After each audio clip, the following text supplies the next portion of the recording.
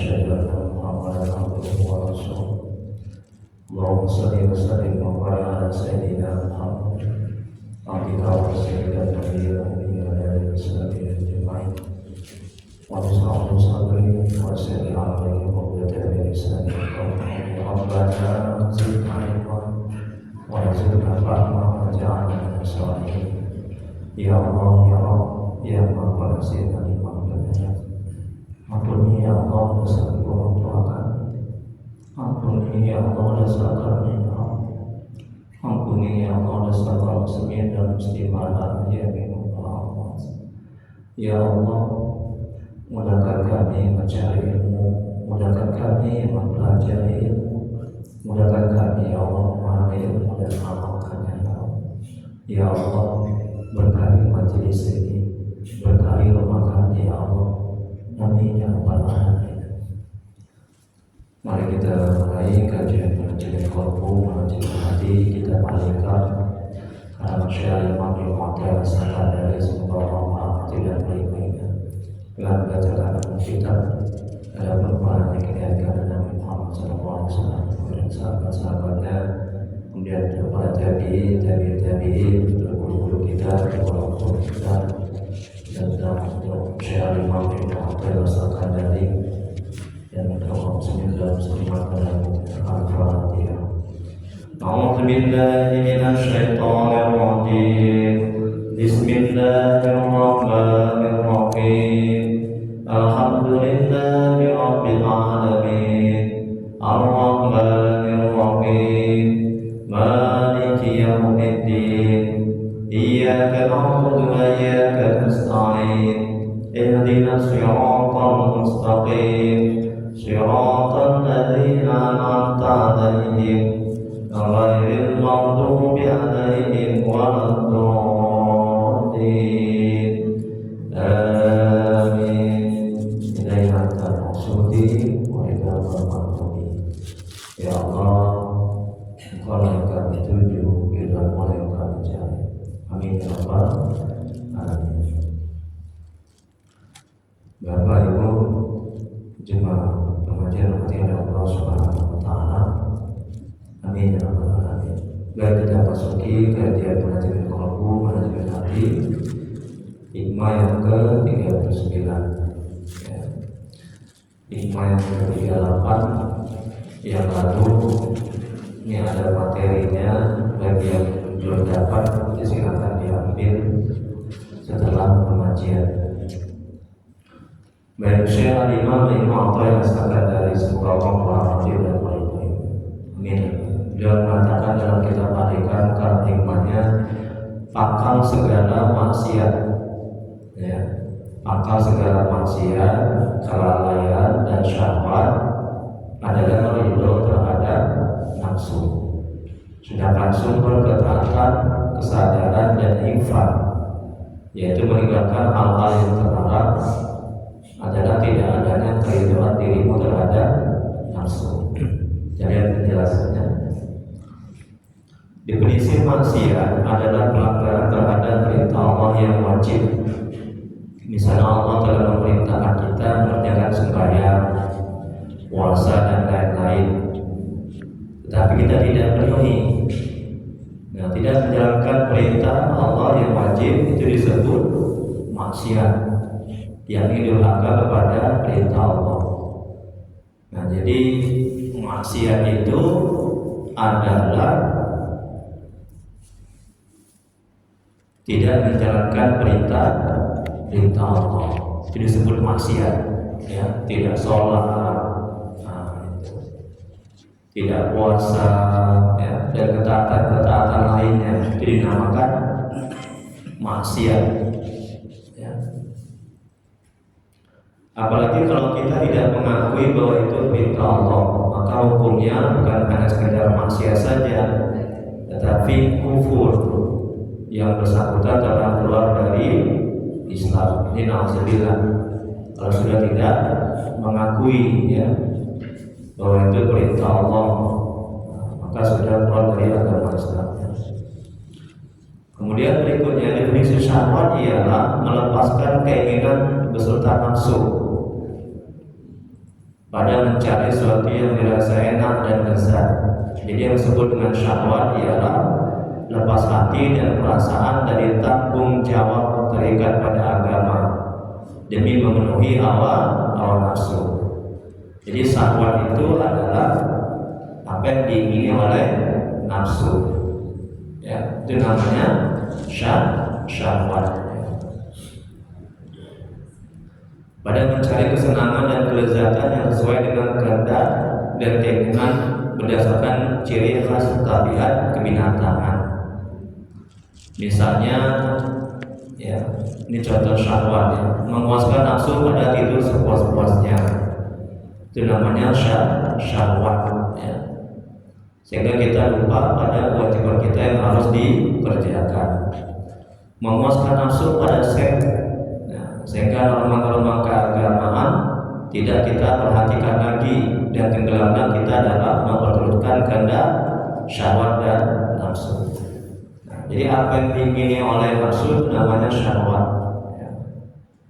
Nah, seperti tidak sholat, ya, kemudian berzina, nauzubillah, ya, kemudian melanggar norma-norma agama, itu disebut dengan syahwat. Keinginan nafsu disebut dengan syahwat. Ya. Juga keinginan syahwat. Ya. Ada syahwat perut, ada syahwat kemaluan. Ya, syahwat perut misalnya makan aja. Ya, jadi dia hidup untuk makan, bukan makan untuk hidup. Mana yang benar? Makan untuk hidup atau hidup untuk makan? Yang pintar ini udah ikut ke-39, udah naik kelas ini ya. Kalau dalam pendidikan sudah tingkat mahasiswi lah, ya, bukan SMA lagi, ya. Tapi kita masih ada 265 hikmah lagi, ya. Sabar ya Bu ya, dan panjang umur ya Bu ya. Jangan nanti ininya belum habis kita udah mendahului, ya, dan panjang umur. Jadi makan untuk hidup atau hidup untuk makan? Makan untuk hidup. Ya, pintar. Haji Ustaz pintar. Makan untuk hidup. Ya, makan untuk agar bisa hidup. Berhidup untuk makan, berhidup untuk makan kerbo ya. Jadi hidupnya makan, ya, ada ibadah. Itulah syahwat. Apapun namanya syahwat, ya, keinginan, ya. Keinginan perut namanya itu. Dan juga dikategorikan juga nafsu, hawa nafsu. Hawa itu keinginan, ya, keinginan nafsu. Ya, itulah makan aja, nggak mau ibadah, ya, bercakap aja. Ada seorang al-hikmah mengatakan sikap diammu. Ini bagus nih Bu, ini bisa disampaikan nanti juga, ya. Bisa dicatat dalam hikmahnya nih. Sikap diammu sehingga kau diminta untuk bicara itu lebih baik ketimbang kau banyak bicara sehingga orang-orang meminta diam. Baik nggak itu? Baik nggak? Saya lagi ibu ketawanya terlambat, jangan nabung, fokus, ya. Saya ulangi lagi itu. Sikap diammu sehingga engkau diminta bicara itu lebih baik ketimbang kau banyak bicara sehingga orang-orang memintamu diam. Baik nggak itu Bu? Kamu cakap aja, enak nih, mual perutnya, diam aja enak. Ketika kita diam, pasti akan kalau bicara, banyak ilmunya, itu baik. Ya. Itu nafsu, ya, syahwat, ya. Syahwat keinginan bercakap. Ya. Kemudian berikutnya definisi kelalaian. Ini tadi, ya, kelalaian. Tadi kan dalam hikmahnya pangkal segala maksiat tidak tahu kan. Kemudian pangkal dari segala kelalaian. Dan sekarang kelalaian dan syahwat sudah tahu kan, syahwat kan. Nah sekarang kelalaian. Definisi kelalaian ialah melengahkan segala hak yang disunahkan dan segala hak yang wajib, dengan melepaskan semua hak-hak itu serta segala sesuatu yang menimbulkan pada hawa nafsu. Ya, itu kelalaian, ya, lalai dalam taat, lalai dalam ibadah, ya, lengah, ya, nah, tidak mengerjakan, ya, dia kelalaian, itu lalai namanya. Dan menimbulkan, kalau sudah lalai, timbul syahwat, timbul hawa nafsu, ya, itulah kerusakan.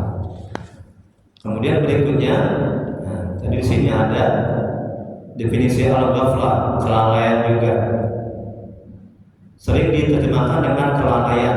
Dapatlah kita pahami yaitu tidak ada perhatian terhadap hak-hak agama, baik yang sifatnya sunat maupun yang sifatnya wajib, dan semua hak-hak itu kita anggap sebagai tidak ada saja karena dorongan hawa nafsu yang menimbulkan malas beramal dan beribadah. Maka hal-hal ini disebut dengan al-ghaflah, kelalaian.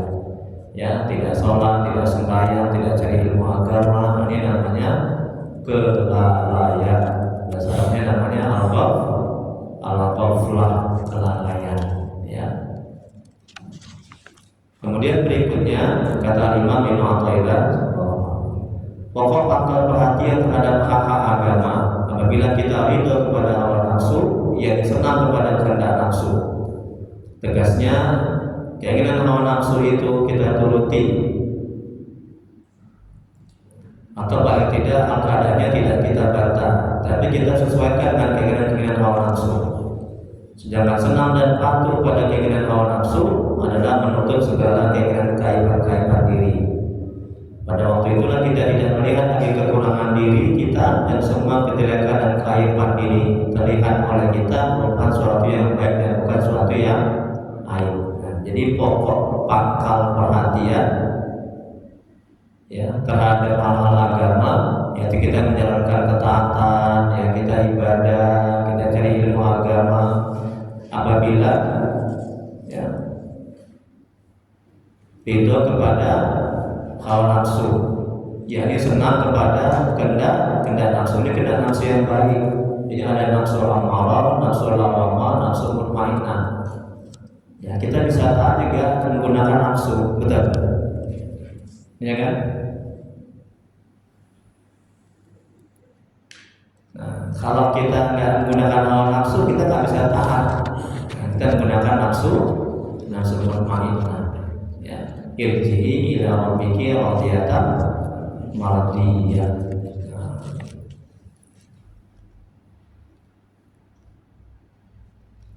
Kemudian berikutnya, ridho atau senang menuruti kehendak nafsu menunjukkan bahwa hal itu telah berjangkit pada diri seorang manusia. Maka untuk mengetahui bahwa itu telah diingkar aib itu dapat diketahui dengan 3 tanda. Ini tanda-tanda orang yang ridho terhadap kehendak nafsu. Yang pertama, kita selalu melihat bahwa diri kita yang benar. Apa yang kita kerjakan, bahkan apa yang kita rencanakan, semuanya itu adalah benar. Padahal dasar pertolaknya adalah pada keinginan hawa nafsu, bukan karena agama dan kemaslahatan umum. Nah, ini ciri-ciri orang yang ridho kepada nafsunya. Jadi tabiat watak karakter nafsu itu adalah buruk, kecuali nafsu yang diridhoi oleh Allah Subhanahu wa Ta'ala. Ya. Nah, makanya kalau kita kenal nafsu kita akan selamat. Kita kenal ciri-ciri watak karakternya, kita akan selamat dunia akhirat. Tapi kalau kita nggak kenal ciri watak karakter hawa nafsu, ya, kita nggak akan bisa selamat dunia akhirat. Apa ciri-ciri watak karakter hawa nafsu? Ciri-cirinya adalah dia merusak. Dia mengajak kita kepada kemaksiatan. Makanya ketika dia mengajak kita kepada kemaksiatan, ya, ketaatan, kita mesti curiga. Misalnya sholat, terkadang sholat, nafsu dan setan itu membisikkan kita supaya kita malas dalam ibadah, menyegerakan dalam ibadah, ya, kemudian riya dalam ibadah, ujub dalam ibadah. Jadi hati-hati, ya. Jadi tidak hanya bisikan dalam kemaksiatan, tapi juga dalam ketaatan. Ya Bu ya, nafsu ini jahat ini, nafsu ini adalah jahat. Nah, ya, jadi harus hati-hati. Ya, kadang kita sedekah, ya kan? Pak, saya sedekah uang. Tapi hati-hati juga dalam sedekah itu nafsu membisikkan, setan membisikkan, oh kau yang hebat, kau yang ikhlas. Di kampungmu ini nggak ada yang hebat seperti kamu. Jadi nafsu mengarahkan kita untuk tidak ikhlas dalam sedekah. Nah, juga hati-hati. Dalam ketaatan hati-hati, ya. Dalam kemaksiatan juga hati-hati. Kalau dalam kemaksiatan sudah jelas kan Bu, nafsu ini kan. Nah, nafsu mengajak kita supaya nggak ibadah, nggak mencari ilmu agama, ya kan? Supaya merusak, supaya berbuat kerusakan, melanggar perintah Allah. Kita hawa nafsu. Nah, ya. Kemudian yang kedua, ini ciri-ciri orang yang hidup kepada nafsunya, sayang pada diri dan bukan sayang pada agama dan kepentingan masyarakat. Ya, jadi egois, hanya mementingkan dirinya sendiri, ya, tidak peduli sama tetangga, tidak peduli sama saudara, anak, jiran. Nah, itu ciri-ciri orang yang ridho kepada nafsunya, itu nafsu yang buruk. Ya, nah, dia merasa takut apabila dirinya kekurangan, apabila dirinya jatuh dari kedudukan, apabila dirinya tidak dihargai orang. Sedangkan penghidupannya ada pada kedudukan dan penghargaan orang. Maka demi sayangnya pada diri, biar orang lain beraniaya karena dia. Jadi biar orang lain terzalimi, biar orang lain tersakiti, biar orang lain menderita, asalkan dia tidak. Ini ciri-ciri juga orang yang ridho terhadap nafsunya. Ya. Nah, jadi harus hati-hati Bu. Segala tindak tanduk kita, keinginan kita harus kita ukur dengan agama. Ya, harus kita pantau keinginan itu yang diridhoi Allah atau tidak, yang baik atau tidak. Sedangkan yang baik tadi kita harus hati-hati, ya kan? Kayak kita mengaji gini Bu, ini kita mengaji ini Pak, ini mengaji. Ini hati-hati juga, kita harus buruk sangka. Nah, nafsu kan mengajak kita supaya mengaji, ayo mengaji. Baik nggak itu Bu? Baik nggak? Baik kan? Nah, oke, nggak sampai di situ. Nah, nafsu menghembuskan. Nah, setan juga membantu. Oh, kau yang hebat di kampung ini, di Jalan Karya ini kampung sehat boleh, Kelurahan. Oh ya, udah itulah itu.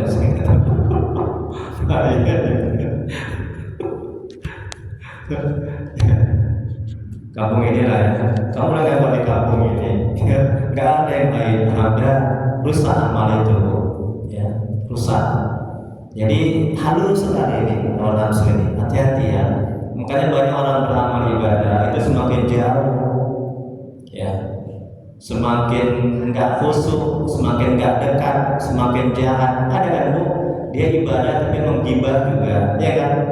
Pak Wirid itu ibu-ibu, tengok tuh ibu itu tuh, dia pakai gelang. Itu kan minjem gelangnya itu, aku pun bisa. Udah, Wirid kan itu kan ketaatan Wirid itu kan. Ibu itu gonta-ganti aja ya sarungnya. Kamu nggak tahu, itu kan dia kredit itu, dia dipaksakan itu. Udah, itu bisikan nafsu, hati-hati. Makanya bentengi dengan zikir, ya, ingat kepada Allah. Agar apa? Agar nafsu membisikkan yang baik-baik, ya. Nah, jadi benteng orang mukmin itu adalah dua, zikir dan masjid. Ya, zikir termasuk sholat. Sholat juga zikir, ya kan? Ya. Paham Bu sampai di sini? Nah, paham Pak? Ini Ustaz nih ibu aja ya. Kemudian berikutnya yang ketiga, ciri orang ridho, meniadakan segala keaiban diri berupa membersihkan dirinya dari keaiban-keaiban dan kurang-kurangannya. Tegasnya menutup segala keaiban-keaiban dirinya sehingga dia tidak mempunyai kekurangan apa-apa. Padahal dia merupakan tong sampah dari semua kejelekan-kejelekan dan sifat-sifat yang tidak terpuji. Nah, Jadi ini ciri-ciri orang ridho yang ketiga ini daripada nafsunya, dia banyak aib ya sebenarnya, dia banyak kekurangan, tapi dia pura-pura tidak banyak kekurangan, pura-pura tidak banyak aib, pura-pura nggak ada kekurangan dan aibnya. Mana ada orang yang nggak ada aib dan kekurangan, betul? Kecuali Nabi, ya kan? Nabi itu maksud, ya. Nabi itu nggak ada dosa, ya dijamin masuk surga. Nah kita, itu ciri-ciri orang yang ridho, ya. Kemudian berikutnya, apabila tanda-tanda ini kita dapati pada seorang manusia, maka ketahuilah bahwa padanya itu telah terjangkit suatu penyakit yang berbahaya, yaitu penyakit rela terhadap kepentingan hawa nafsunya. Nah itu hati-hati. Ustaz dia rajin ibadah, tapi kok menggibah aja ya, menggunjing aja ya, korupsi aja, nyakiti aja mulutnya. Ini baru-baru ini kan viral, ya kan Bu? Apa viral Bu? Ngaku-ngaku aja. Belum aja sih. Oh iyalah, Ibu ini kan netizen yang sangat ini, yang sangat patuh ya, yang ibu mak gaul gitu. Jadi tengok semacam saya YouTube nih ya, mak gaul. Jadi seorang ustaz yang menghina penjual tukang es. Itu ya. Jadi adab itu di atas ilmu, betul? Gak ada artinya orang berilmu kalau nggak beradab. Ya sekalipun dia seorang ustaz ya. Nah, jangan menghina. Tengok apa yang Allah buat. Kalau Allah mau menghinakan hambanya, ya sekejap aja langsung jatuh. Kalau Allah mau mengangkat derajat seorang hamba, sekejap saja langsung naik, ya kan Bu? Nah, jadi itu menambah keyakinan kepada kita, ya, bahwa Allah Maha Kuasa membolak-balikkan hati hambanya, betul?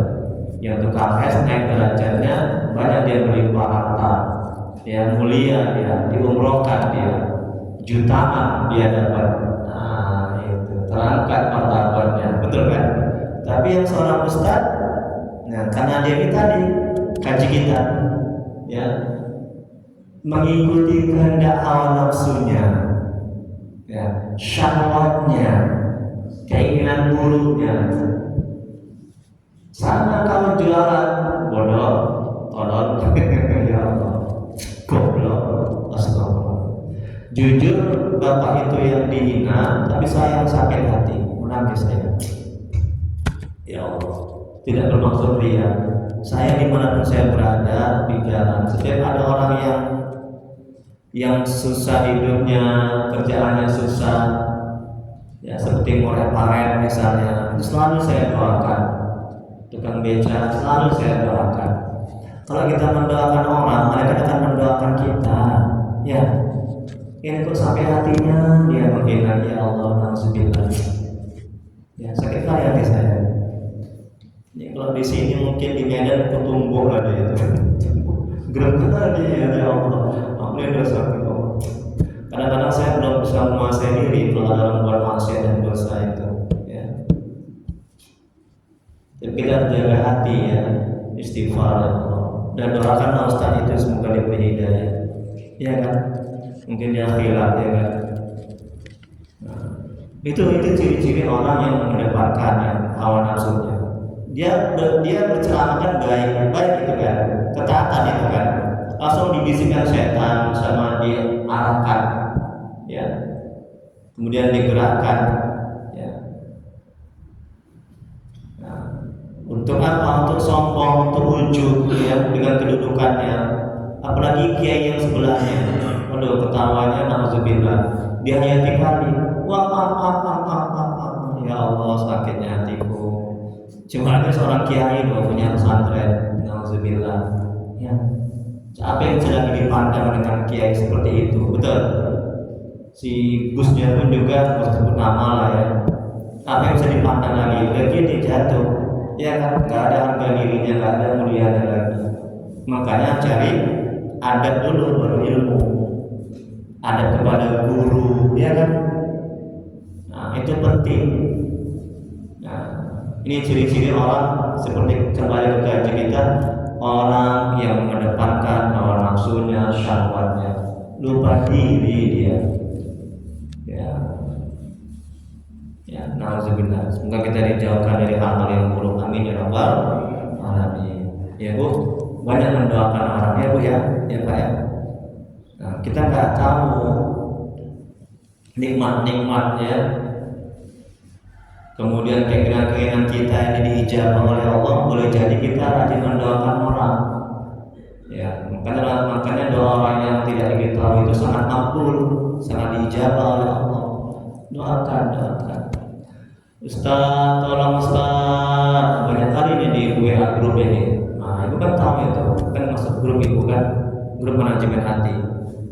Ini tolong diruqyah Ustaz, ini saya mau bercerai ya ibu-ibu. Tolong diruqyah supaya lancar. Tolong diruqyah supaya baik suami. Ini ada yang mau operasi, tolong diruqyah dari jauh-jauh, dari Malaysia, Brunei, dari negara lain, dari Indonesia. Tolong diruqyah. Alhamdulillah saya ruqyah baca Yasin dan kursi. Ya, doakan. Nah, ya. Berikutnya, ini tadi apabila tanda-tanda ini kita dapati pada seorang manusia, maka ketahuilah bahwa padanya itu telah terjangkit suatu penyakit yang berbahaya, yaitu penyakit rela terhadap kepentingan hawa nafsunya. Barang siapa yang senang terhadap nafsunya, rela dan dipatuhinya kehendak hawa nafsunya, maka yang menganggap baik kehendak hawa nafsunya, tentramlah hati yang sudah dikuasai oleh setan. Apabila hawa nafsunya berhasil, bagi orang yang begini, maka berkuasalah terhadap dirinya, jiwanya terhadap Allah. Jadi kalau orang yang sudah dikuasai nafsu, hatinya, nafsu ini kan tentara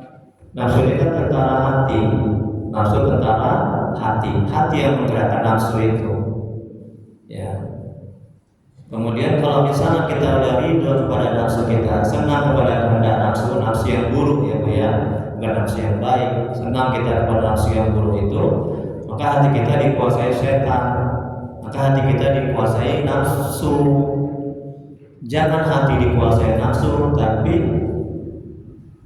terbalik. Jangan nafsu yang menguasai hati, tapi hati yang menguasai nafsu. Karena hati yang menggerakkan, yang mengarahkan, ya, yang memerintahkan. Makanya Rasulullah SAW bersabda, dalam tubuh manusia ada segumpal daging, kata Nabi, kan apabila rusak, rusaklah seluruh anggota badan. Itulah dia namanya hati, ya. Hati yang bergerak. Kalau hati baik, maka baik seluruh anggota tubuh. Ya, nafsu pun juga baik, jadi nafsu mutmainnah, ya. Nah, kemudian setan akan menjauh, gak berani mendekat. Kalau hati kita baik dan bersih. Tapi kalau hati kita nggak baik, hati kita rusak, berpenyakit, iri, sombong, takabur, itu nafsu semakin kuat, semakin mudah untuk mengarahkan kepada kemaksiatan. Setan juga semakin leluasa untuk apa? Nah, untuk menggoda kita, menjerumuskan kita. Ya, makanya bersihkan hati, ya. Kemudian berikutnya,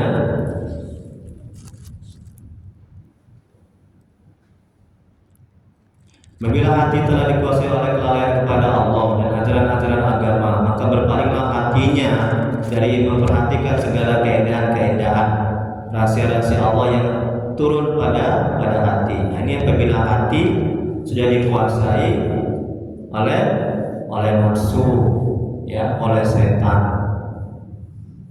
Nah, maka jaga hati. Bagaimana cara menjaganya? Berzikir, ya, banyak melakukan ketaatan, ya, baca Quran, ini majelis taklim, sholat, ya, memberikan nasihat, yang berbuat kebaikan, itu menjaga hati dari bisikan nafsu yang buruk, dari gangguan bisikan syaitan. Nah, kemudian berikutnya, apabila hati sudah tidak memperhatikan itu lagi, pada waktu itulah timbul kekuatan syahwat yang merajalela dalam hati manusia. Sebab hati tidak sanggup menolaknya dan membasminya, disebabkan hati sudah lumpuh dan lemah karena telah melalaikan Allah dan ajaran-ajaran agama Allah. Disebabkan karena hati itu sendiri senang dan ridho kepada gelora keinginan syahwat dan nafsu. Jadi jangan sampai hati kita, ya, ridho, menerima, ya, mau terhadap ajakan-ajakan bisikan setan dan hawa nafsu. Jadi ketika nafsu mengarahkan kita kepada kemaksiatan, ketika nafsu mengarahkan hati kepada kemaksiatan, dibantu sama setan membisikkan keburukan. Nah, hati jangan mau ikut, ya. Nah, bisa bacakan auzubillahi minasyaitonirrajim, pergi setan itu. Atau istighfar, astagfirullahaladzim, ya Allah berdosa, keluarkan hatiku ya Allah. Nah, ya, langsung minta pertolongan kepada Allah. Timbulkan kesadaran ini manajemen hatinya. Timbulkan kesadaran dalam hati akan dampak-dampak buruk yang timbul kalau kita mengikuti ajakan nafsu dan setan. Apa misalnya? Ketika nafsu mengarahkan, mengajak untuk tidak mencari ilmu agama. Ketika setan membisikkan kita untuk tidak mau, untuk tidak belajar ilmu agama. Di manajemen hatinya, timbulkan kesadaran dalam hati, ya, akan apa?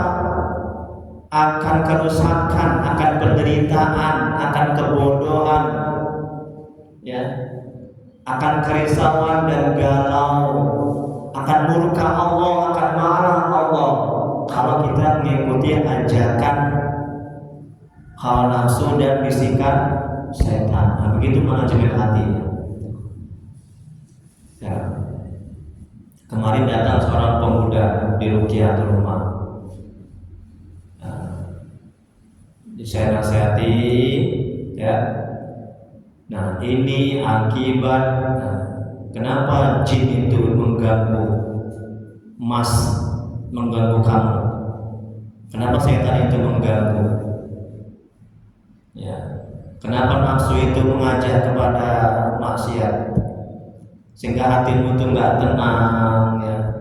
Sama orang tuanya, dilawan orang tuanya, durhaka sama orang tuanya dia. Hati sakit hati orang tuanya. Karena setelah saya ruqyah, kamu harus minta maaf, ya. Peluk mamamu itu, tinggal mamanya, bapaknya sudah meninggal, ya.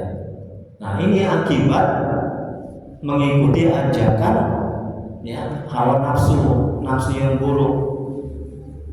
Ini akibat mengikuti bisikan setan. Setan itu nggak salah, betul kan? Memang udah kerjaannya begitu, ya, membisikkan keburukan. Karena juga setan membisikkan kebaikan, betul. Nah, sholat kamu, kata setan, sholatlah kita. Tapi ketika kita sholat, langsung dia nggak berhenti sampai di situ. Ya, makanya ketika azan, Rasulullah SAW bersabda, ketika seorang tua azan, itu setan lari terbirit-birit, betul ya? Takut.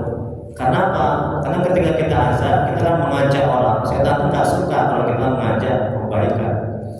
Tapi ingat, setelah azan, iqamah mau sholat, dia datang lagi, diganggunya kita. Nah, datang juga lah nafsu ini tadi. Ya, kalau yang paling hebat sholatmu, kalau yang paling khusyuk, kalau yang pantas masuk surga, ya. Nah, kemudian dibagus-bagus sih kalau di rumah sholatnya Allahu Akbar, karena Allah yang ada. Bismillahirrahmanirrahim. Alhamdulillahirrahmanirrahim. Maliki yaumiddin. Amin. Kalau di masjid, wah, banyak orang. Bismillahirrahmanirrahim. Takbirnya Allahu Akbar. Udah kayak wali-wali Allah. Nah, itu udah kena itu. Tapi jangan pula setiap orang sholat ditengok, iya bu ya, oh dia udah kena dia nih, habisin setan ini. Ini dia kena gangguan nafsu ini, diarahkan sama nafsu. Jangan juga gitu, jangan sibuk dengan keburukan orang, ya. Jangan dilihat-lihat orang ibadahnya gimana. Alhamdulillah. Kemudian berikutnya, apabila kedua syahwat telah berpuasa dalam hati, maka inilah yang menyebabkan anggota tubuh jatuh terhadap terlena dan sadar dalam jurang kemaksiatan, bermandikan lumpur maksiat dan bergelimang dengan debu kedurhakaan. Tidak ridho kepada nafsu dalam hati tersebut di atas, di mana nafsu itu mempunyai tanda-tanda yang tidak harus diketahui pula. Barang siapa ada padanya tanda-tanda itu, berarti orang itu menguasai nafsunya dan bukan. Dan berarti orang itu menguasai nafsunya dan bukan nafsunya yang menguasai kita. Tanda-tanda seorang menguasai nafsunya ada 3 macam. Nah ini Bu, ini kebalikannya. Yang tadi kan ridho kepada nafsu. Ya, artinya nafsu menguasai kita, menguasai hati. Itu buruk. Ya Bu. Nah ini sekarang kebalikannya. Nah sekarang kita yang menguasai nafsu, hati ini yang menguasai nafsu. Mana tanda-tandanya? Yang pertama, selalu tidak percaya kepada nafsu, apa saja yang dikerjakannya. Tengok Bu kata Imam Ibnu Athaillah, ya, baik keburukan maupun kebaikan harus selalu curiga. Ya Bu ya. Apapun keinginan kita harus curiga kepada nafsu kita. Jangan kita baik sangka. Ya.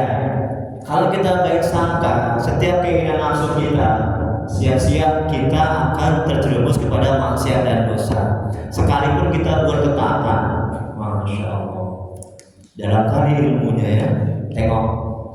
Kalau kita nggak belajar al-hikam ini, jangan pun menajamkan hati, rusak ibadah kita, ya, rusak, ya, nggak akan terangkat amal ibadah kita. Nah, kemarin saya mengisi pengajian di Muawana. Itu ciri-ciri amal ibadah yang terangkat oleh Allah. Ciri-ciri amal ibadah yang diterima. Ciri-cirinya adalah merasakan kenikmatan, kelezatan dalam taat. Zikir, nikmat, lezat. Ibadah, nikmat, lezat. Dikata Imam Ibnu Athaillah. Salat, nikmat, lezat, tenang hati. Baca Quran, nikmat, lezat, tenang hati. Jadi ciri-ciri ibadah yang diterima. Ya. Kemudian yang kedua kata Imam dalam kitab itu, Imam berapa ya? Saya nggak ingat. Ada di YouTube, sudah saya share, saya pendapat. Yang kedua kata Imam, ini penting Bu, coba kita evaluasi, koreksi diri. Amal ibadah kita sudah terangkat belum, sudah diterima oleh Allah belum? Yang kedua ciri-cirinya adalah gaib. Ya. Dalam pandangan kita amal ibadah itu hilang. Artinya setelah beramal ibadah, jangan kita ingat-ingat amal ibadah kita. Jangan kita hitung-hitung, oh aku udah sholat, aku udah sedekah jumlahnya sekian. Jangan kita mengandalkan amal ibadah kita. Kita harus hati, ini menjamin hatinya. Hati akal pikiran kita harus merasakan, menyadari, memahami bahwa amal ibadah yang kita lakukan masih banyak cacatnya, banyak aibnya, banyak kerusakannya. Itu yang terangkat. Jangan anggap amal ibadah kita ini sudah sempurna, sudah bersih, sudah baik. Oh, itu kecil pandangan Allah. Kalau kita mengecilkan amal ibadah kita, maka pandangan Allah besar, maka Allah memandang besar. Dan akan terangkat. Kalau kita membesarkan amal ibadah kita, merasa sudah mulia, sudah hebat, sudah sempurna, sudah baik, sudah tidak ada cacatnya, ya, kita besarkan amal ibadah kita, maka Allah memandangnya kecil, bahkan hina, dan tidak akan terangkat amal ibadah kita itu. Nih Bu, kalau amalkan bagus sekali, ya, karena hikmahnya harus itu kan dalam hati kan. Kita kadang tak menyadari, keluar dari masjid, akulah yang paling. Kalau apa? Oh, aku bertahajud tadi dengan nangis, bangga dengan tahajudnya. Ya. Atau tidak merasakan nikmat dan lezat dalam ibadah, dalam mencari ilmu. Ini ciri-ciri amal ibadah tidak terangkat, tidak terima oleh Allah Subhanahu wa Ta'ala. Ya. Jadi bagaimana caranya? Bertobat, istighfar. Itu karena banyak maksiat dan dosa di hati, sehingga hati tidak bisa merasakan nikmatnya. Jadi musibah yang paling besar itu adalah ketika orang itu belum bisa merasakan kenikmatan. Makanya musibah itu jangan dikira kita nggak diberikan bala, bencana, misalnya sakit, kesusahan, tidak ada uang, ya. Jangan dikira hanya itu aja musibah, tapi tidak merasakan kenikmatan, kelezatan dalam taat. itu juga merupakan musibah. Justru itu musibah yang paling besar. Ya. Ya. Banyak bertobat mengampun kepada Allah. Kemudian berikutnya, apa itu Bu yang sudah saya share di grup Bu? Agar kita menolong hamba, ya, agar kita menolong hamba, agar Allah menolong hambanya. Ada 11 itu. Nah, yang pertama Bu, mandi tobat. Yang kedua, sunat tobat. Yang ketiga, banyak istighfar mohon ampun. Yang keempat, sholat 5 waktu. Yang kelima, baca sholawat banyak. Yang keenam, zikir banyak. Yang ketujuh, berbagi amal ibadah dengan ilmu agama. Yang kedelapan, cari lingkungan dan teman yang baik. Yang kesembilan, bersedekah banyak. Yang kesepuluh, ketika tergelincir kepada maksiat dan dosa, langsung bertobat kepada Allah. Jangan dibiarkan. Yang ke-11, berdoa minta tolong kepada Allah, ya, agar diberikan rasa nikmat, rasa lezat, rasa manisnya dalam taat, dalam sedekah, dalam mencari ilmu agama, dalam membaca Quran, dalam beribadah, dalam berzikir. Ya, kita nggak akan merasa bosan, nggak akan buru-buru sholat kalau kita sudah merasa nikmat. Nah, kayak gini kan kita mencari ilmu agama begini, ya, nikmat lezat. Kemudian berikutnya, ini kata Imam tadi, ciri-ciri orang yang menguasai nafsunya, ciri-ciri hati yang menguasai nafsunya. Kalau akalnya mengatakan baik karena tidak bertentangan dengan ajaran agama, maka barulah dikerjakannya. Nah, ini fungsi akal. Akal itu bukan di otak, akal itu di hati. Ya, jadi ketika nafsu mengajak kepada keburukan, ya, kata akal yang ada dalam hati, baik enggak? Kalau misalnya baik, kerjakan. Kalau misalnya tidak baik, jangan dikerjakan. Yang kedua, ciri-ciri orang yang menguasai nafsunya, ciri-ciri hati yang menguasai nafsu, selalu takut kepada akibat-akibat kehendak dan keinginan nafsu. Karena itu hendaklah diperiksa lebih dulu sampai di mana kemaslahatan pekerjaan itu, di mana nafsu itu telah turut campur di dalamnya. Tema itu kan.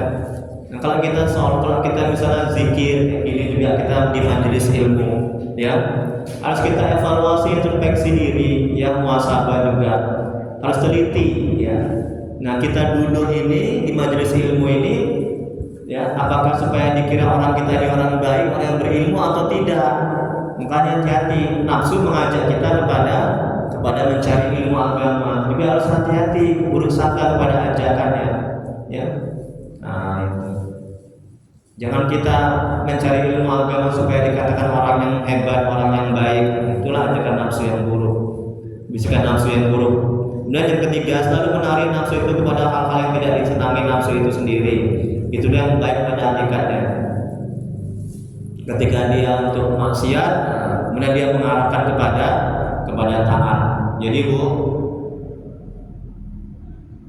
salah satu caranya untuk mengangkat nafsu adalah menjinakkan nafsu adalah dengan mengarahkan hati kita kepada ketaatan. Ketika hati kita arahkan kepada ketaatan, maka nafsu itu tidak akan mengajak kepada kemaksiatan. Nah, itu caranya. Kayak misalnya puasa Ramadan, ada nggak nafsu kita kepada mengajak kemaksiatan? Untuk pergi ke klub, diskotik, ada? Kan nggak ada, betul kan? Bulan Ramadan itu nafsu kita akan mengajak terus kepada kebaikan-kebaikan kan? Sampai kita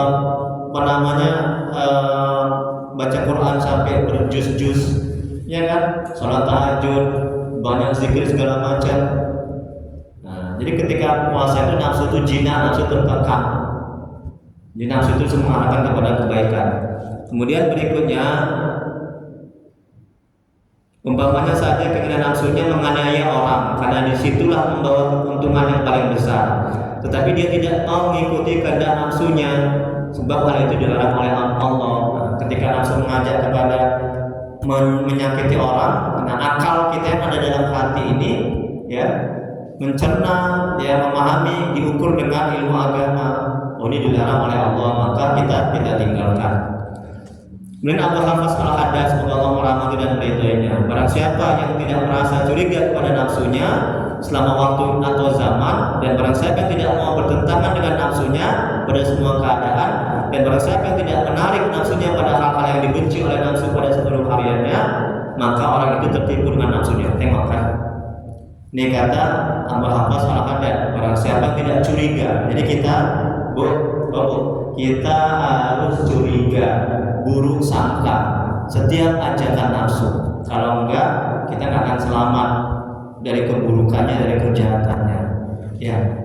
Sedangkan nafsu mengajak kebaikan aja kita harus curiga. Ya kan?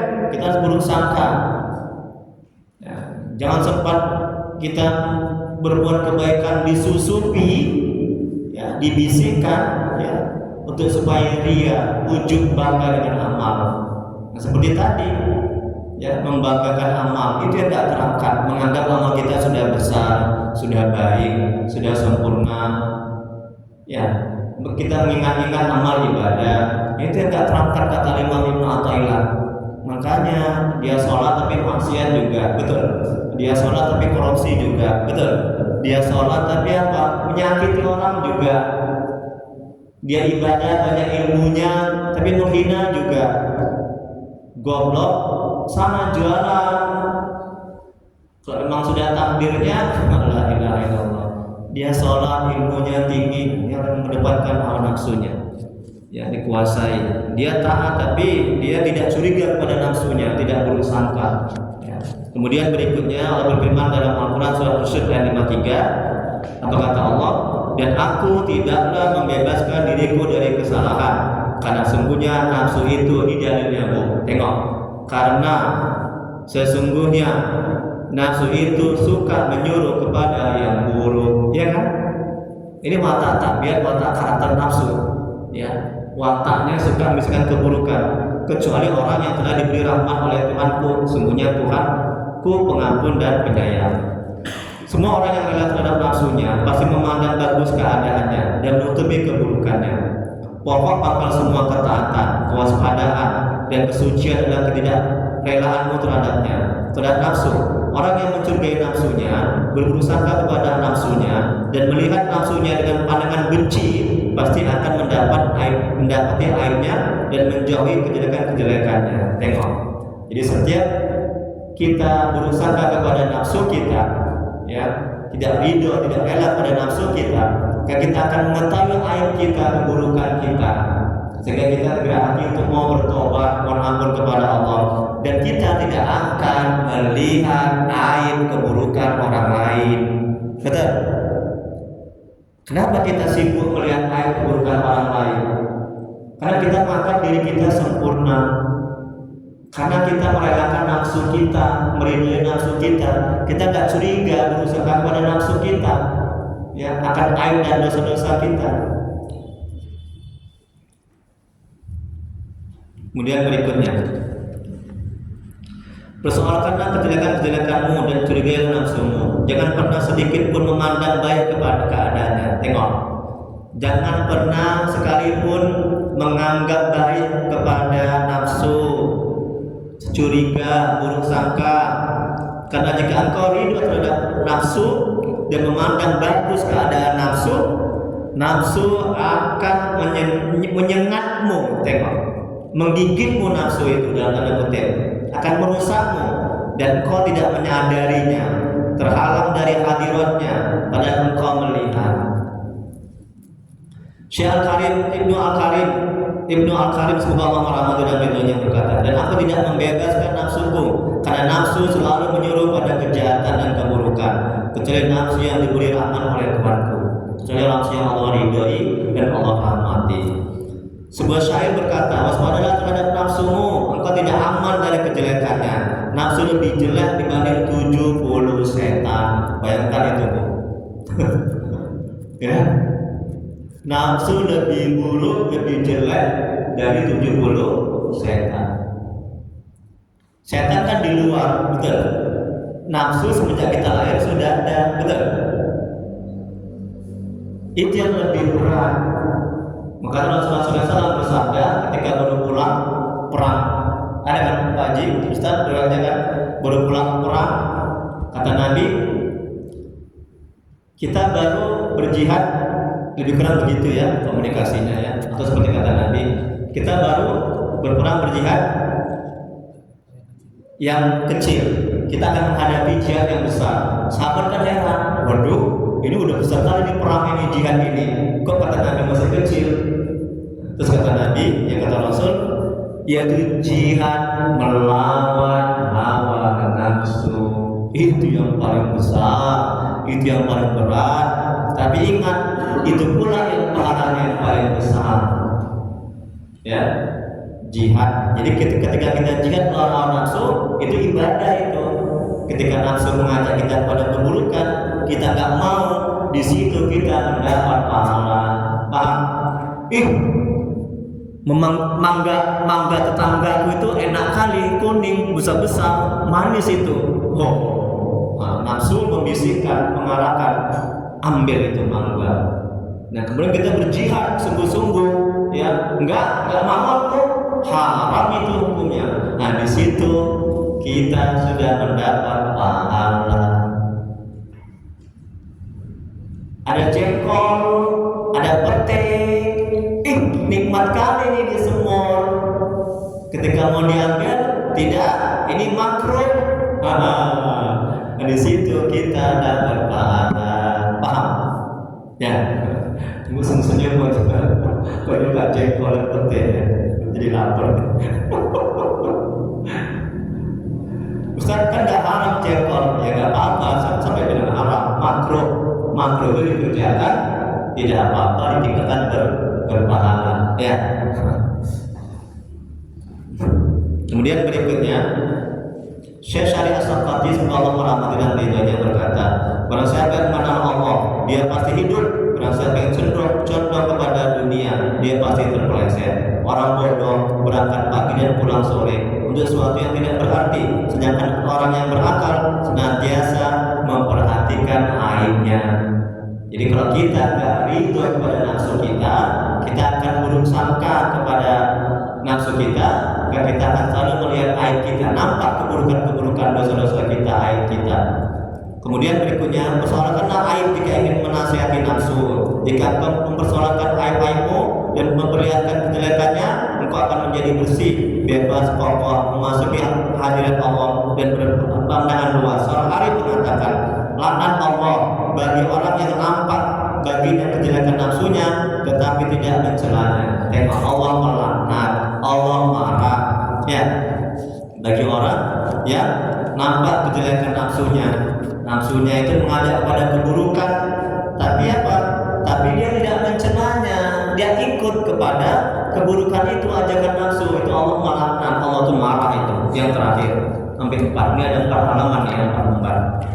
Menganggap baik dan mulia diri merupakan sumber segala maksiat dan sifat-sifat yang tercela. Ia akan lalai mengawasi dirinya, malas menambah ilmu dan amalnya karena sudah menganggap dirinya baik. Orang yang lalai dikalahkan oleh syahwat dan keinginan-keinginan yang negatif, dan barang siapa dikalahkan oleh syahwat dan keinginan yang negatif, maka ia jatuh ke dalam kemaksiatan. Dalilnya Al-Firman dalam Al-Quran surah An-Nazm ayat 32. Apa kata Allah? Jangan kamu menganggap dirimu bersih, diri kamu. Allah yang Maha tahu siapa orang yang takwa kepada Allah. Nah, jangan menganggap bersih. Orang yang mengedepankan mengikuti ajakan hawa nafsu, ajakan setan, dia akan menganggap dirinya bersih, mulia. Orang yang tidak bersangka kepada nafsunya, dia akan menganggap dirinya bersih, menganggap tidak ada aib, tidak ada keburukan. Padahal Allah melarang dalam Quran surah An-Nazm ayat 32. Apa kata Allah? Jangan kamu menganggap bersih dirimu, bersih hatimu. Jangan menganggap amal ibadahmu yang sudah kamu kerjakan sempurna. Tidak akan terangkat amal ibadah itu, tidak akan diterima oleh Allah. Paham bu? Ya, harus kita menganggap amal ibadah kita masih banyak cacatnya, masih banyak aibnya, masih banyak rusaknya, bacaannya masih berselema, nggak pakai tajwid, ada makan-makanan yang haram, hatinya masih banyak nggak khusyuk dalam sholat, terus kekurangan itu yang terangkat. Ya, itu yang amal ibadah yang diterima oleh Allah. Kita harus menganggap amal ibadah kita itu kecil, hina, banyak rusaknya, maka Allah akan menganggap besar. Tapi kebalikannya, kalau kita menganggap amal ibadah kita sudah sempurna, sudah baik, sudah besar, ya, sudah hebat, maka Allah menganggap amal ibadah kita itu hina dan kecil dan tidak akan terangkat oleh Allah dan tidak akan diterima oleh Allah Subhanahu wa taala.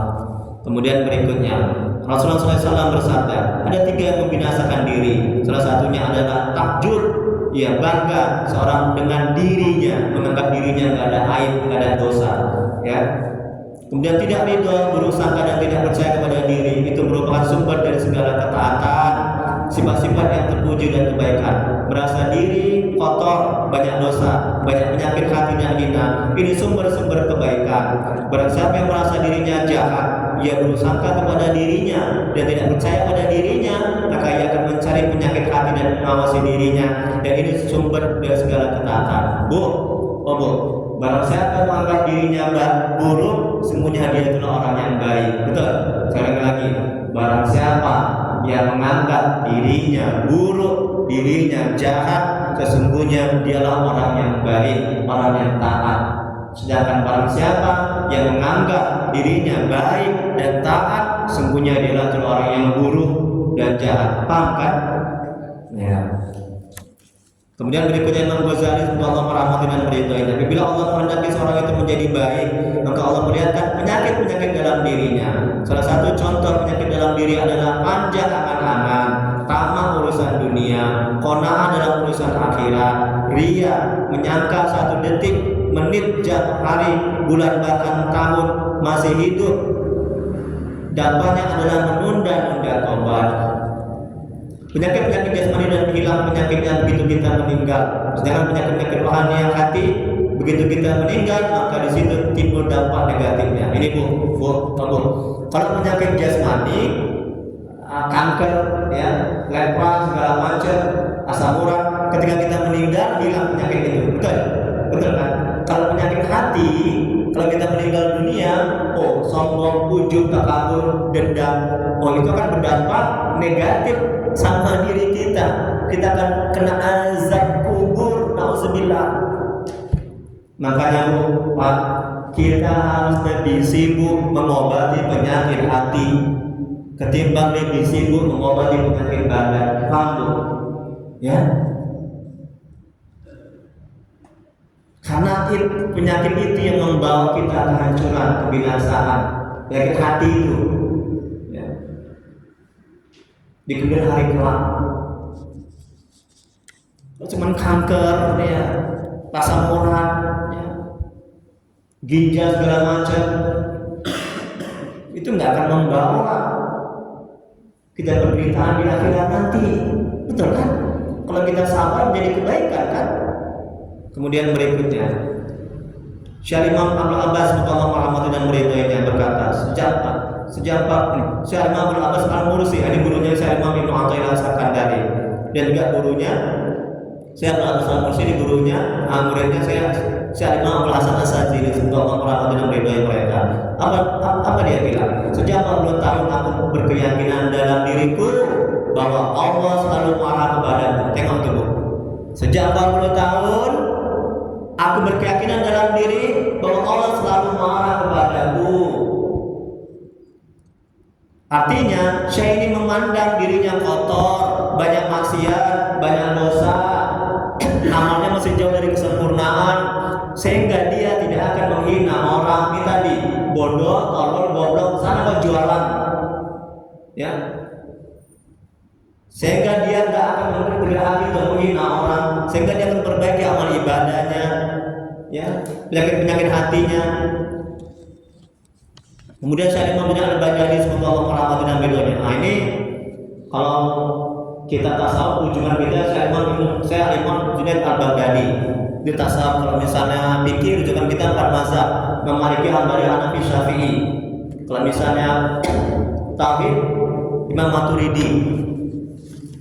Apa kata Imam Junaid Al-Baghdadi? Kamu jangan merasa tentram dengan dirimu sekalipun engkau selamanya taat kepada Allah. Maksudnya jangan pernah jangan pernah merasa aman dan tentram pada diri, karena suatu saat diri ini bisa menjadi tidak baik. Betul?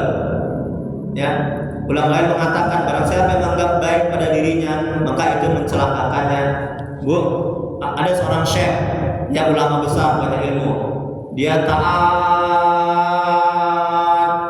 masa hidupnya. akhirnya dia mati dalam keadaan su'ul khotimah, mati yang buruk, mati dalam keadaan tidak mentauhidkan Allah.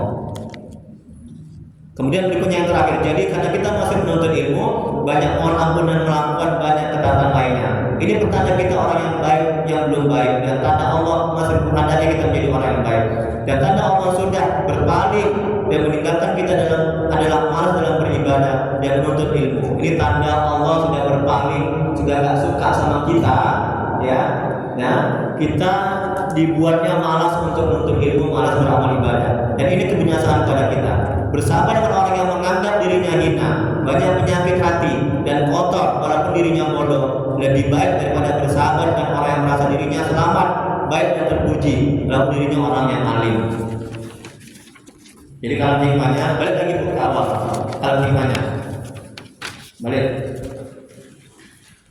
Jadi Syekh Al-Imam Ibnu Athaillah As-Sakandari semoga Allah merahmati beliaunya mengatakan dalam kalam hikmah ini bahwa pangkal segala maksiat, pangkal segala kelalaian, tidak menjalankan perintah Allah, dan pangkal segala syahwat, ya, keinginan-keinginan yang buruk adalah ridho terhadap nafsu.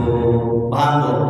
Apa yang nafsu inginkan dia lakukan, nafsu menginginkan keburukan dia lakukan. Itulah pangkal dari maksiat dan dosa, pangkal dari kelalaian tidak taat kepada Allah. Terus kata Imam, sedangkan sumber ketaatan, ya, kesadaran dan ifat meninggalkan hal-hal yang terlarang, hal yang buruk adalah tidak adanya keridhaan dirimu terhadap nafsu.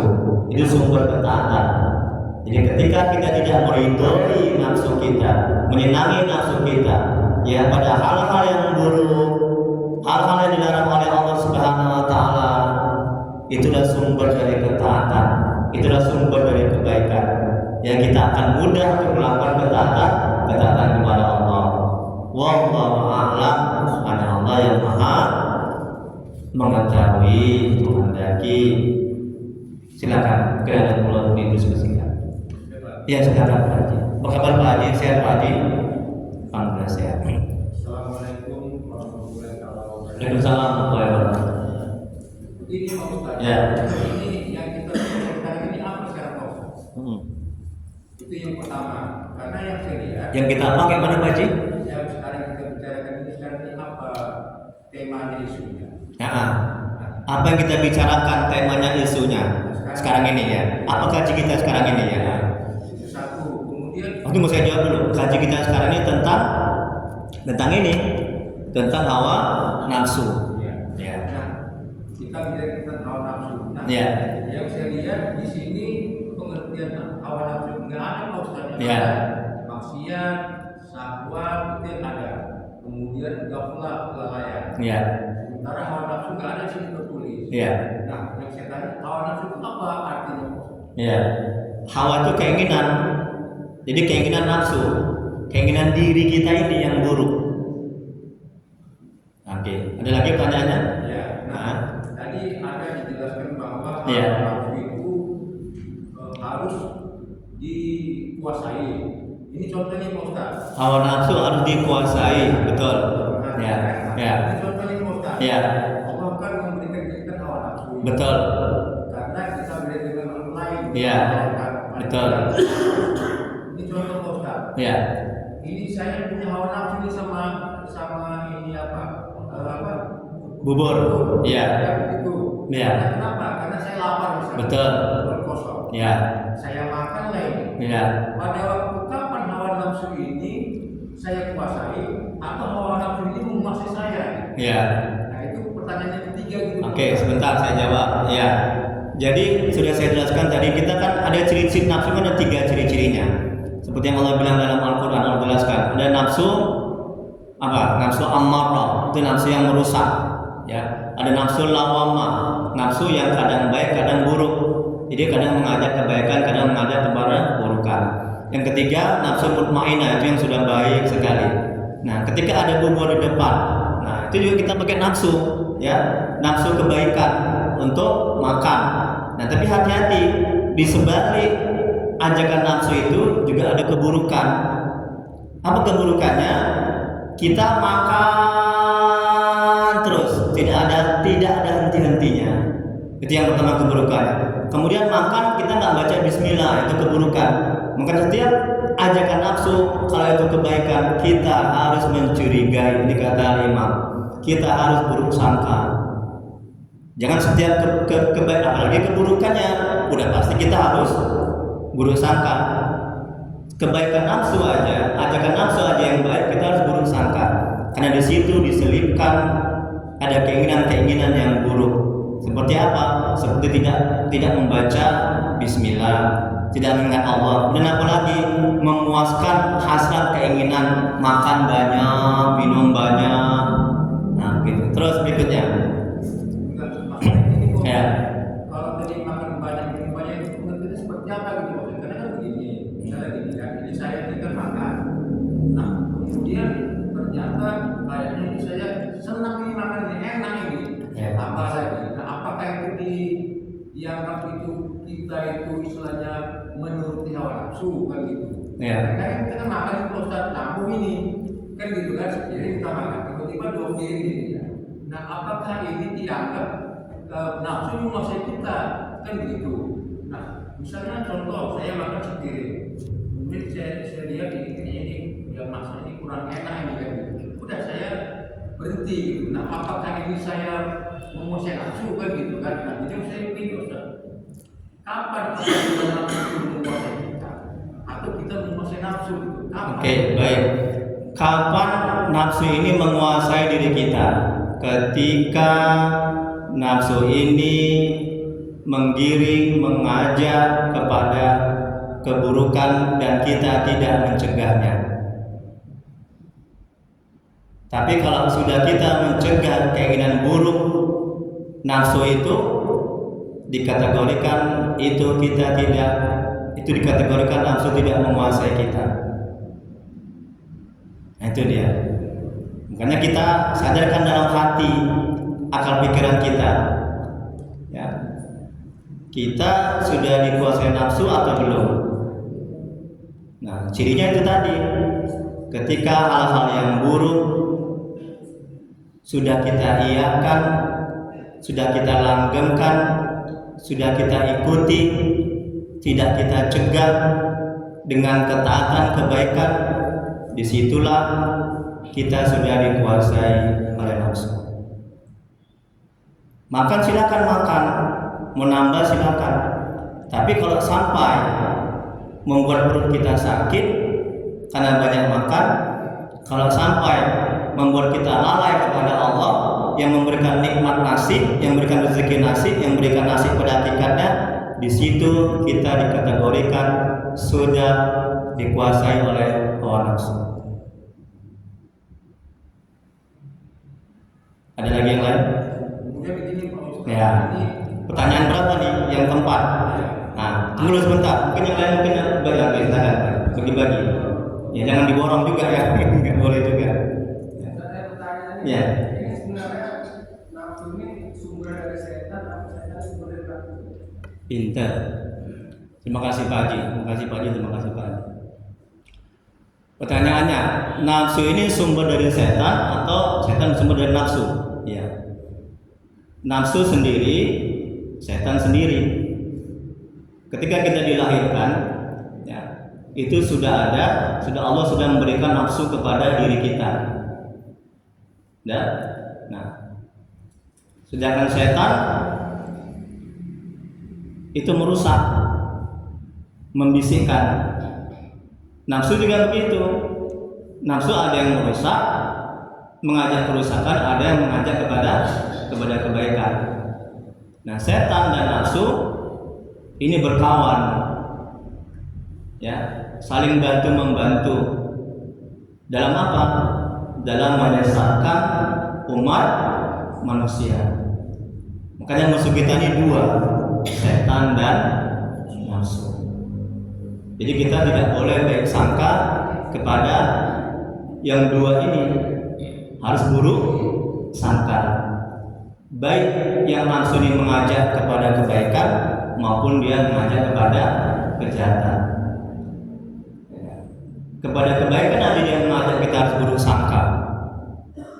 Ya, dia ngajak sholat, hati-hati. Sekali lagi dalam sholat itu, ya, dia mengarahkan kita, mengajak kita supaya ria dengan sholat, dihembuskan ke dalam hati kita, dibantu lagi sama setan bisikan supaya kita mempercepat sholat kita, supaya kita menganggap sholat kita itu baik. Nah, jadi kita harus waspada. Dan bisikan nafsu ini lebih jahat, lebih gempurannya, ajakannya lebih kuat ketimbang ajakan setan. Bagaimana bedanya? Karena saya tanyakan kepada guru saya almarhum, guru tasawuf ya almarhum Dr. Rahmudin Nasution. Itu juga guru besar UINSU ya. Semoga Allah merahmati dan ridhoinya. Itu saya mengaji di tempat Dr. Aslim Syota, Jalan Darussalam. Ayahanda ya, itu ada pengajian fikih, tasawuf ya, pengajian Quran. Saya selalu dikenal dia kalau duduk ya. Ustaz, apa bedanya ajakan nafsu dengan ajakan setan? Pernah saya tanya begitu. Coba kita alihkan mereka. Setiap hari Selasa itu malam Rabu. Nah, kalau ajakan nafsu ini, kalau dia mengajak, ya, dia terus mengajak sampai dapat, ya, apa yang kita inginkan. Misalnya apa? Misalnya kita inginkan handphone, kan? Kita ingin itu kan ajakan nafsu itu kan. Nah, ingin handphone yang baik, yang bagus, yang mahal, ya, sampai dapat apa yang kita inginkan, baru berhenti dia. Nah, kalau setan tidak. Kalau ajakan setan, bisikan setan, ketika dia membisikkan suatu hal, dia gagal, dia mengajak hal yang lain, membisikkan yang lain. Nah, itu beda kata guru kami. Wallahu a'lam bishawab. Gitu Pak Haji ya. Ada lagi Pak Haji? Yang lain mungkin sebelum Bapak ini? Nggak ada. Silakan Pak Haji. Ini yang kelima. Iya. Jadi Pak Ustaz, tadi seperti yang dibilang Bapak itu tadi, kan ini kan nafsu keinginan. Iya. Sementara tadi saya bilang nafsu itu cenderung kepada kemaksiatan. Iya. Padahal sebetulnya Bukan saya bilang, itu yang bilang Allah Subhanahu wa taala dalam Al-Qur'an. Wa ta'tabi nafsuha. Kalau yang saya paham itu Ustaz ya, Iya. saya orang awam lah ya. Nafsu itu kan diciptakan untuk manusia, Iya. bukan untuk malaikat dan Iya. makhluk lain. Nah, tapi dengan nafsu lah maka derajat manusia itu lebih tinggi dibandingkan yang lain. Iya. Malaikat, makanya malaikat dia patuh, hanya setan yang melawan. Iya. Menganggap dirinya lebih dari manusia. Nah, salah satu nafsu yang positif yang saya lihat, ya, misalnya sekarang ini teknologi, dulu mungkin tidak ada handphone kita. Boleh jadi mungkin orang tua dulu yang sekarang itu terkejut kan kok bisa ngomongin tanpa kabel, kan begitu. Ada pesawat di atas kan gitu. Ya ringkas saja, Pak Dokternya udah apa? Sudah mepet. Ringkas gimana pertanyaannya? Pertanyaannya gimana? Ya, jadi yang saya lihat bahwa sebetulnya nafsu ini posisinya dia moderat gitu. Artinya apa? Dia tidak positif dan negatif. Tapi ketika nanti dia ke negatif, maka itulah ujung-ujungnya tadi nafsu yang menguasai kita. Pertanyaannya gimana? Pertanyaannya? Jadi maksud saya gini, bahwa sebetulnya nafsu itu sebetulnya posisinya dia di tengah-tengah gitu Pak Ustaz. Enggak. Sekarang di Bapak mau bertanya atau mau beri tambahan ilmu gitu atau mau apa gitu? Gimana maksudnya? Saya kurang paham. Karena gini, tadi proses bilang Langsung ini ya, langsung to the point gitu, to the point. bahwa nafsu itu cenderung kepada perbuatan setan gitu. Padahal Bukan, udah saya jelaskan. Bukan kata saya kata Allah Subhanahu wa taala bahwa nafsu itu cenderung kepada keburukan kecuali nafsu yang diridhoi oleh Allah Subhanahu wa taala. Sifat nafsu kan ada 3 sifatnya itu. Ada nafsu amarah, itu merusak nafsu itu. Ada nafsu lawamah, kadang dia baik, kadang buruk. Ada nafsu mutmainnah. Dan Al-Quran juga ada itu 3 itu sifatnya. Nafsu mutmainnah nafsu yang sudah baik, yang sudah taat seperti yang dimiliki oleh Allah. Itu nafsu yang sudah mutmainnah. Nah itu. Itu berarti kan nafsunya kan positif ya. Ya. Berarti kan nafsunya ada 2 ya, ada positif, ada negatif kan gitu. Nah makanya nafsu itu diciptakan Allah gitu. supaya manusia bisa dalam keadaan positif, bisa dalam keadaan negatif kan gitu. Nah, makanya saya bilang tadi berarti posisi nafsu itu kan dia dalam posisi yang bergerak dia. Nah, kalau Tunggu Bu, doa dulu bentar. Ya. Singkat disingkat. berarti kalau nafsu yang menguasai kita maka itu yang negatif. Tapi kalau kita yang menguasai nafsu maka itu yang positif. Nah, itulah makanya tadi macam lama kalau itu kan nafsunya kan positif, maka dia beribadah. Iya, kan sudah saya jelaskan tadi ya. Nafsu mutmainnah yang sudah menguasai para ulama wali Allah. Oke, Allah alam ya. Allah alam. Jadi doa saya. Oke, doa kita. Astagfirullah. Doa dulu Pak. Kita ngambil berkahnya sebentar aja doa. Doa. Astagfirullahaladzim. Astagfirullah. Allahumma sholli ala sayyidina Muhammad. Allahumma sholli ala sayyidina Muhammad. Bismillahirrahmanirrahim. Alhamdulillahirabbil alamin. Hamdan fi ni'amahu wa yakfi mazida. Ya Rabbana lakal hamdu kama yanbaghi li jalali wajhika wa 'azimi sultani. Allahumma shalli ala sayyidina Muhammad wa ala sayyidina Muhammad. Ya Allah ya Rahman Rahim, bertawassul kepadamu ya Allah, dan berkat kepada Nabi Muhammad SAW kepada sahabat-sahabat dari kesempatan dan tunainya sholat. Ampuni ya Allah dosa orang tua kami. Ampuni ya Allah dosa orang tua kami, saudara kami yang telah mendahului kami. Jangan mereka dari siksa kubur, jadikan kuburan mereka taman-taman surga. Tempatkan mereka di surga sebagai surga ya Allah. Ya Allah, ampuni dosa dan maksiat kami ya Allah. Ampuni segala apapun masa lalu kami. Terima amal ibadah kami, terima taubat kami, kasihanilah kami ya Allah. Ya Allah, ampuni dosa kaum muslimin dan muslimat yang dihukum oleh Allah. Ya Allah, ya Allah, mohon ya Allah, jadikan keluarga kami keluarga yang sakinah, mawaddah warahmah. Jadikan anak-anak kami yang soleh dan solehah. Jadikan kami dari musibah dan bala bencana ya Allah. Ya Allah, tuntun hati kami agar bisa istiqomah dalam taat ibadah, agar bisa selalu mengingat, agar bisa selalu bersolat kepada Rasulullah ya Allah. Ya Allah, tolong ya Allah, mohon ya Allah, beri kami kemudahan untuk mengekang hawa nafsu kami. Jadikan nafsu kami nafsu mutmainnah ya Allah. Ya Allah, bila dia kami keluarga kami jemaah ini ada yang sakit, mohon sembuhkan penyakitnya ya Allah, angkat penyakitnya ya Allah. Dia akan mendapat kesulitan hidup, mohon ya Allah, mudahkan kesulitannya ya Allah. Beri kesabaran kepadanya ya Allah. Ya Allah, mudahkan rezeki kami dan berkah, mudahkan usaha kami dan berkah, banyakkan berkah dan berkah ya Allah. Rabbana la tuzigh qulubana ba'da idh hadaytana wa hab lana min ladunka rahmatan innaka antal wahhab. Rabbana atina fid dunya hasanah wa fil akhirati hasanah wa qina adzabannar. Wa sallallahu ala sayyidina Muhammad wa ala alihi wasallam. Subhana rabbika rabbil izzati amma yasifun wa salamun ala mursalin walhamdulillahi rabbil alamin. Allahumma shalli ala sayyidina Muhammad. Taqabbalallahu minkum. Assalamualaikum warahmatullahi wabarakatuh. Bagi yang belum mendapatkan hikmah yang baru bisa diambil di sini ya. Hikmah yang ke-38.